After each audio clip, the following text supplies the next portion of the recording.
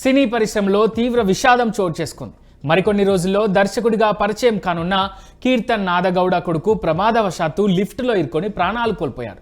December 17న ఈ విషాదం జరిగింది. దీంతో దర్శకుడి కుటుంబం తీవ్ర విషాదంలో మునిగిపోయింది. ఈ విషయం తెలుసుకున్న పలువురు సినీ రాజకీయ ప్రముఖులు కీర్తన్ నాదగౌడ ఫ్యామిలీకి సంతాపం తెలియజేస్తున్నారు. కీర్తన్కు ధైర్యం చెబుతున్నారు. కీర్తన్ నాదగౌడ కన్నడలో అనేక సినిమాలకు దర్శకత్వ శాఖలో పనిచేశారు. పాన్ ఇండియా రికార్డులు బద్దలు కొట్టిన కేజీఎఫ్ సినిమాకు సెకండ్ యూనిట్ డైరెక్టర్గా కూడా వర్క్ చేశారు.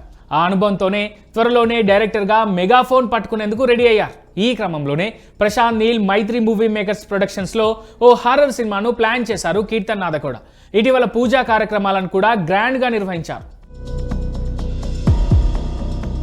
తెలుగు కన్నడ భాషల్లో తెరకెక్కుతున్న ఈ మూవీ షూటింగ్ ప్రస్తుతం శరవేగంగా సాగుతోంది. కాగా కీర్తన్ సమృద్ధ దంపతుల కొడుకు సోనార్ష్ కే నాదగౌడ ఊహించని విధంగా లిఫ్ట్లో ఇరుక్కొని ప్రాణాలు కోల్పోయాడు. ఈ విషయం తెలిసి పలువురు సినీ ప్రముఖులు ఆ బాబుకు నివాళులర్పిస్తున్నారు. AP deputy CM Pawan Kalyan కూడా వీరికి సంతాపం ప్రకటిస్తూ ట్వీట్ చేశారు. పుత్రశోకం నుంచి తేరుకునే మనోధైర్యాన్ని ఆ దంపతులకు ఇవ్వాలని పరమేశ్వరుని కోరుకుంటూ ట్వీట్ చేశారు పవన్.